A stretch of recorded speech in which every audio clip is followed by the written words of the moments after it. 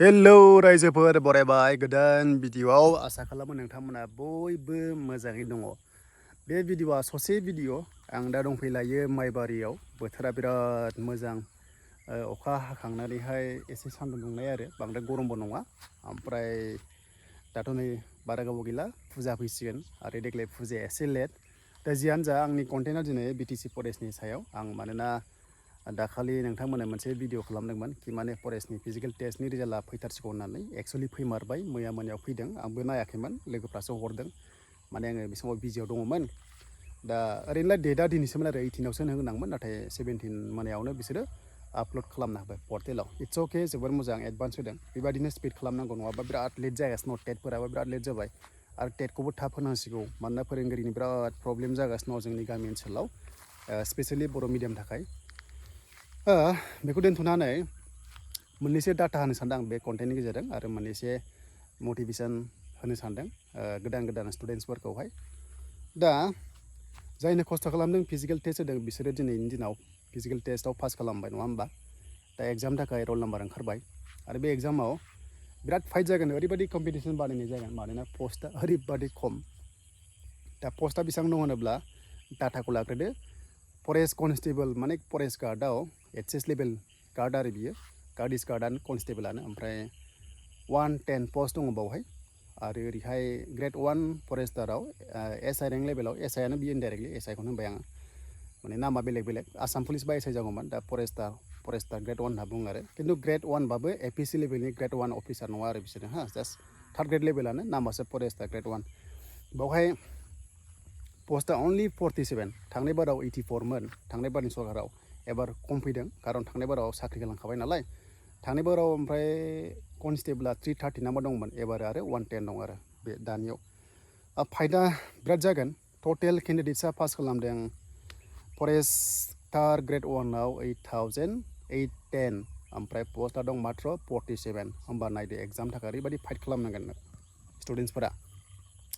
approximately मोनसे पस्टनि थाखाय 150 प्लास स्टुडेन्टआ एग्जाम लिरगोन माने 170आ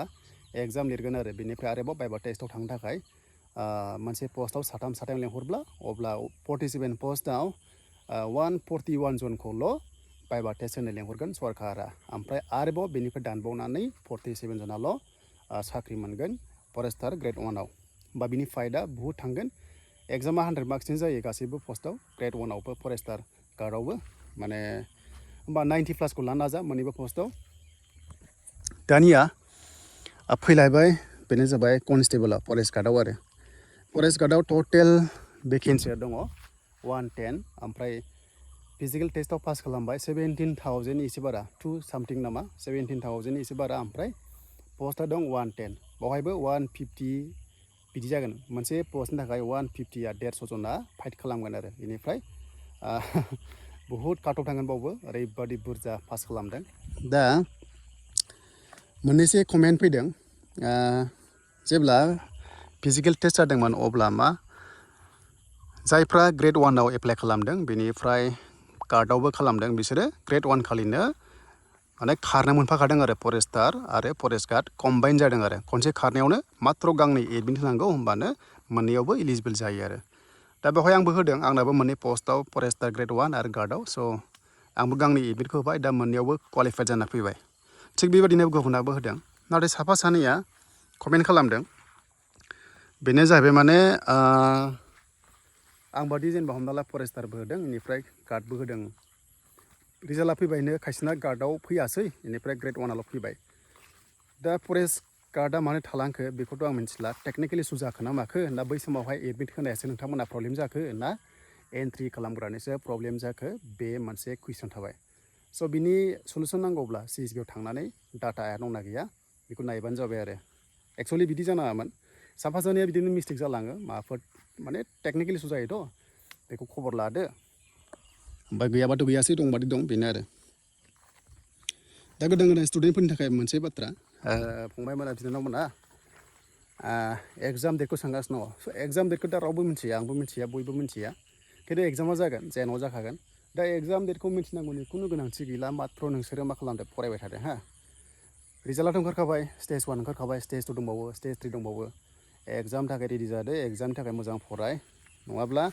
काटअफआव थालांगोन स' काटअफआ बिराद हाइ थांगोन एकदम हर सान खस्थ' खालामदो मास मोनसे मास मोननैखौ ओमफ्राय मेरिट बेसिसाव साख्रि लानो नाजादो एकदम एक्सेलेन्ट थांनानै आरो अके दा बेनो दिनै ससे कन्टेन्टआ दा बेखिनियानो सोर सोर पास जाखो बयबो कमेन्ट्स खालाम दा आङो दङ जोंहानि माइबारियावनो दं